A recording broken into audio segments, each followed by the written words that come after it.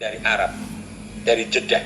Tadi juga disebut ada kata Jeddah di sini, dari bangsa Arab. Kemudian ada Maulana Abu Ishaq, bisa dicek Maulana Abu Ishaq, itu juga didatangkan murid dari Maulana Abu Bakar.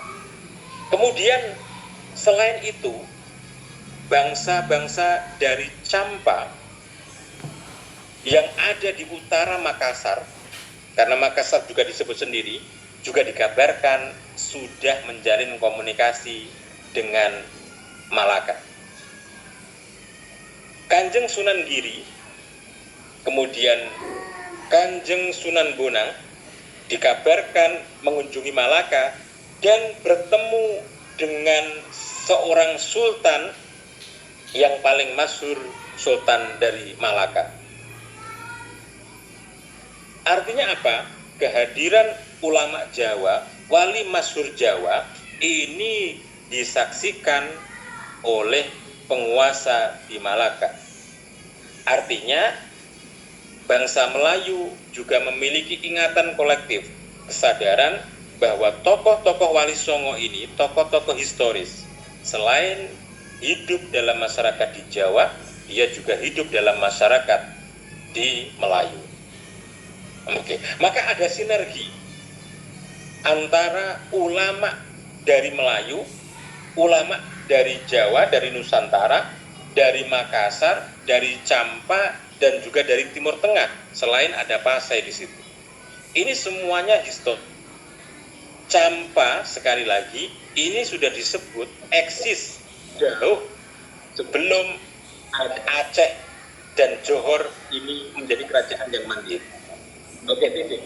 Yang kedua,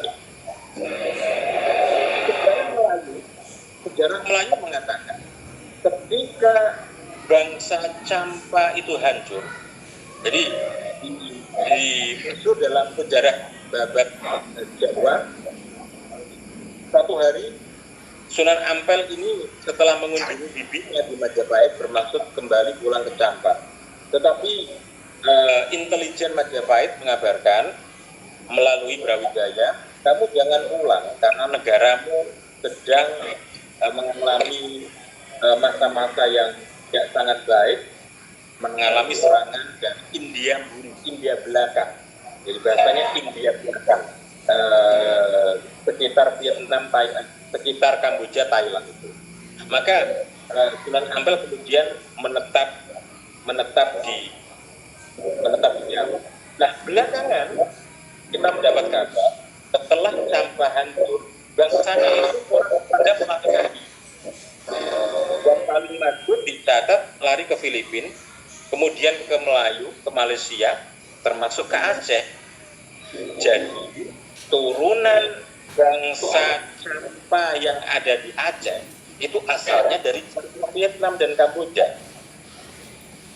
Sekali lagi saya tegaskan, kalau ada kemiripan, ada yang bilang ke saya, itu bahasa Aceh mirip dengan bahasa Campa. Loh, bahasa Jawa itu juga mirip dengan bahasa Campa. Banyak tumbuh-tumbuhannya.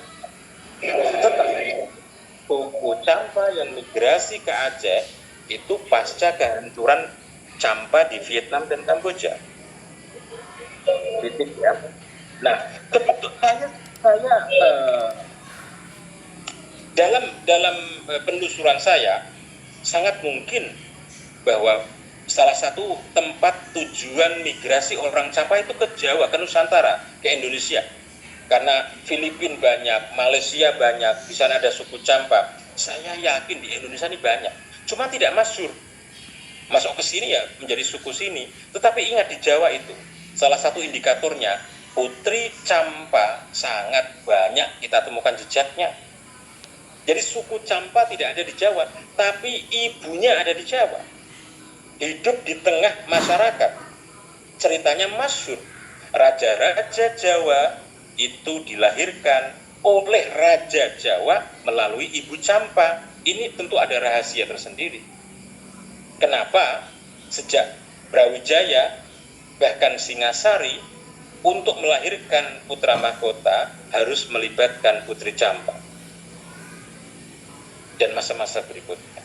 Jadi uniknya di Nusantara itu suku Champa tidak masyhur, tapi putri Champa ada di sini. Sementara di Vietnam, sementara di Filipina, di Malaysia, di Aceh, dia disebut itu suku Champa. Nah, dari sini menurut saya tidak logis.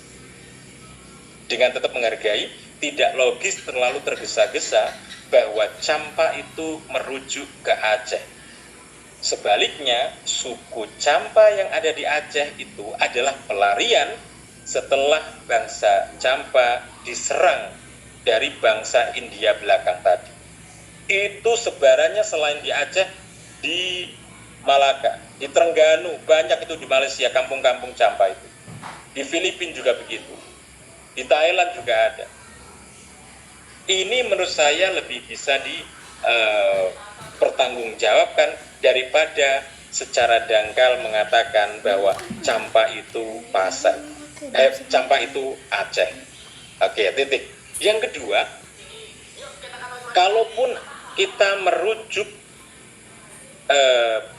misalnya nisan yang ada di Gresik itu identik dengan Aceh. Saya kemarin sudah matur dengan Kiai Ilzam.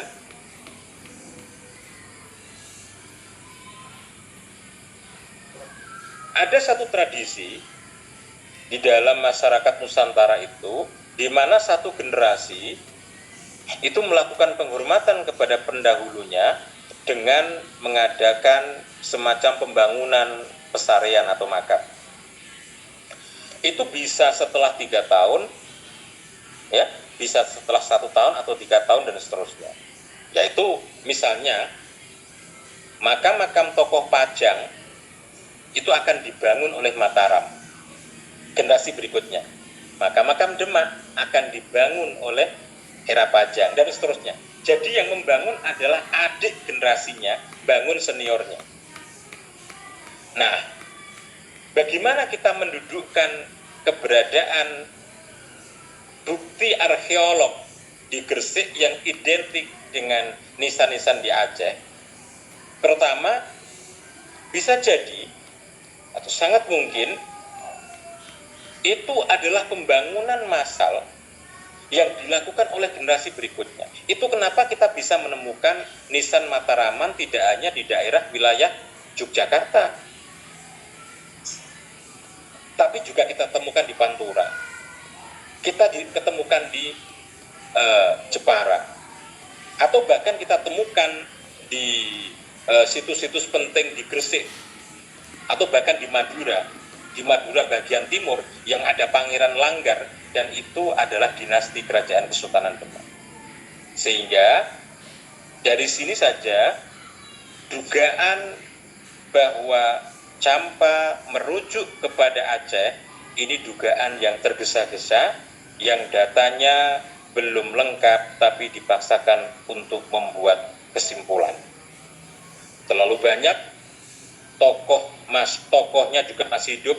Saya menyaksikan sendiri, saya berusaha merasakan Vietnam, para kiai semua, ini takdir Allah luar biasa. Sejak Champa lama di Vietnam itu mengalami penghancuran secara massal, sistemik berkali-kali. Peristiwa paling dekat adalah pertempuran antara Cina melawan Amerika. Itu terjadi di bekas situs penting Champa lama, yaitu di Van Rang, di Champa di Vietnam Tengah. Jadi Vietnam Utara hari ini dikuasai oleh komunis, oleh Cina. Itu kenapa capital city-nya, ibu kotanya dipindah di utara, di Hanoi. Tadi ketika Vietnam dikuasai Amerika, ibu kotanya di Ho Chi Minh. Jejak Champa lama ada di Vietnam Tengah, di Van Rang. Van Rang ini ternyata adalah pusat medan pertempuran antara Amerika dengan Cina. Jadi betapa hancurnya situs di situ. Nah, umat Islam banyak di Vietnam Selatan. Sengsara sekali. Umat Islam di Vietnam itu tidak bisa mengakses pendidikan, ekonominya di bawah, tidak bisa menduduki pos-pos penting di pemerintahan. Dia hidup dari jualan. Tetapi spirit untuk memegang Islam luar biasa.